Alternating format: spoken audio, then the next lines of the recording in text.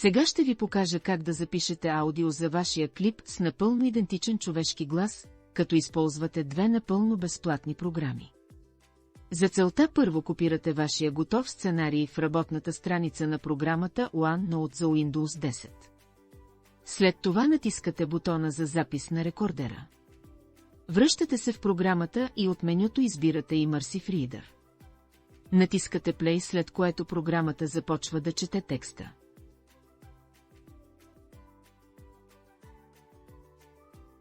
Ефективна ли е алкалната диета като начин за сваляне на тегло? А знаете ли, че в нейна подкрепа всъщност има редица медицински изследвания и доказателства за ползи и подобрения при много здравословни състояния? Тази диета се основава на идеята, че заместването на киселинните храни с алкални може да се отрази положително на организма ни.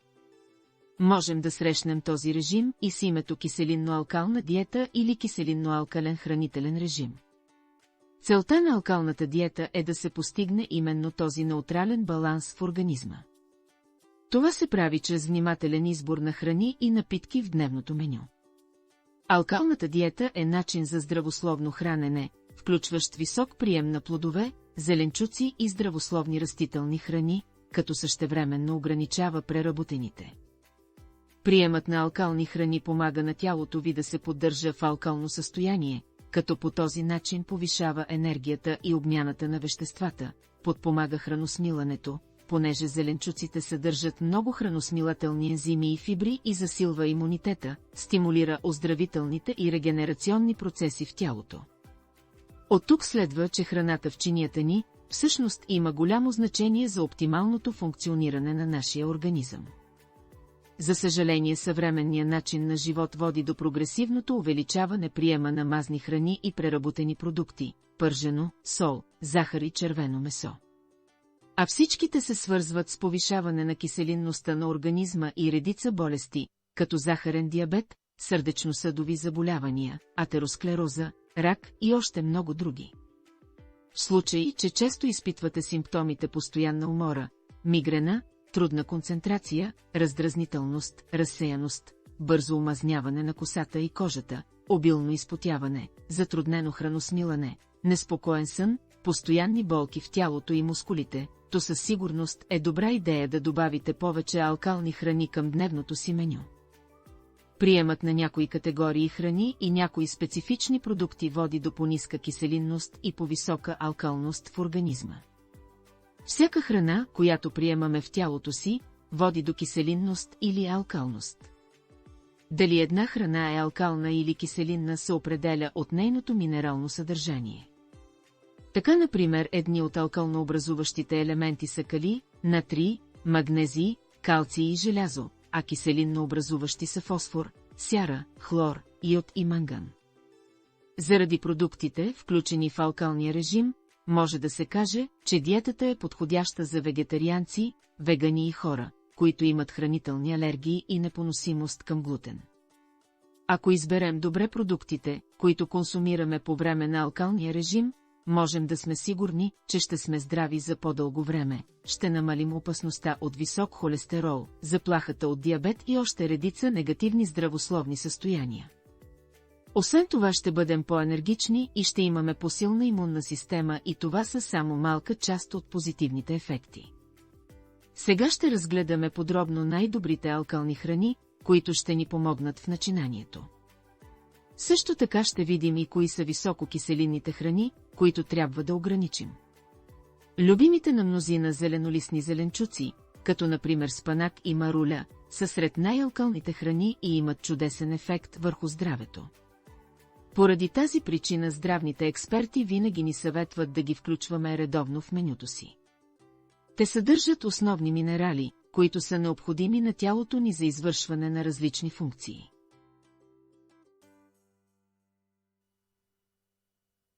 След като текста свърши, се връщате отново в рекордера и натискате стоп на записа. Програмата автоматично ще запамети файла. Можете да му сложите уникално име, за да ви е лесно след това да го намерите, когато обработвате видеото. За втората част от сценария повтаряте същата процедура. Единственият недостатък на OneNote за момента е, че не може да чете голям обем текст, затова се налага да бъде на части.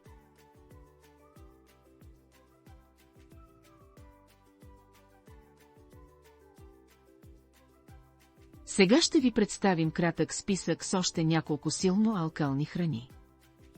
Това са зеленчуци като цвекло, броколи, целина, зеле, лук, чесън и моркови. Плодове като ябълки, банани, грейпфрут, лимони, пъпеш, диня, портокали, праскови, ананас, круши, горски плодове и авокадо. От бъдемите са за предпочитане, тъй като са много богати на фибри и на полезни витамини и минерали. От друга страна, много голям плюс е, че по-голяма част от включените в алкалната диета хранителни продукти, чиято роля е да балансират организма, всъщност са много здравословни. В списъка влизат основно плодове, зеленчуци и ядки.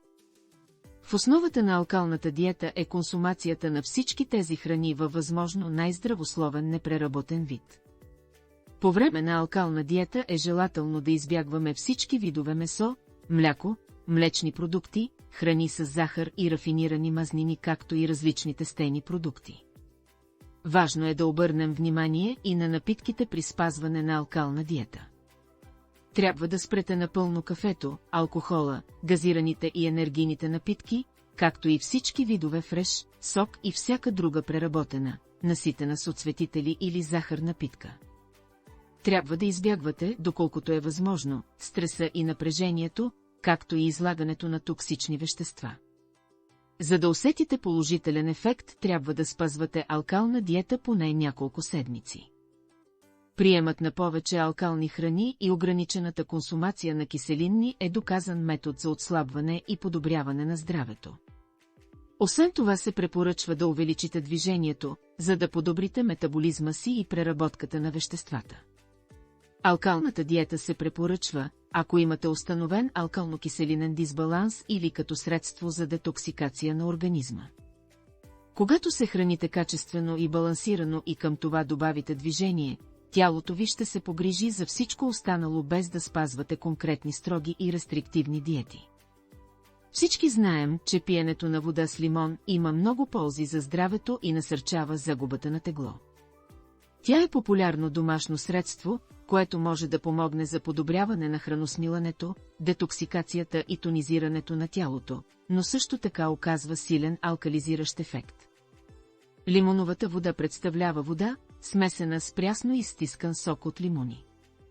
Количеството лимонов сок във водата зависи от индивидуалните предпочитания на всеки човек. Напитката може да се приема студена или топла. Някои хора добавят и лимонова кора, листа от мента, мед, куркума, джинджифил или други съставки, които засилват полезния ефект. Лимоновият сок действа като отлично детоксикиращо средство. Помага при пречистването на черния дроб, което води до по-добро храносмилане. Лимонът притежава силно изразено антибактериално и противовирусно действие, а също така е и чудесен имуностимулатор. Помага също и при регулиране на теглото. Водата с лимонов сок е освежаваща напитка и лесен начин да добавим малко повече витамин С и антиоксиданти към нашата алкална диета. Още полезни съвети и рецепти ще откриете в нашия канал. Ако това видео ви харесва, дайте му палец нагоре. Абонирайте се за канала, за да не пропуснете следващото ни полезно видео. Ето така вече имате готов аудиозапис на вашия сценарий. Можете да стартирате с обработката на видеото. Надявам се това видео да било интересно и полезно за вас. Ако искате да гледате още такива видеоклипове, абонирайте се за този канал и активирайте камбанката за известия.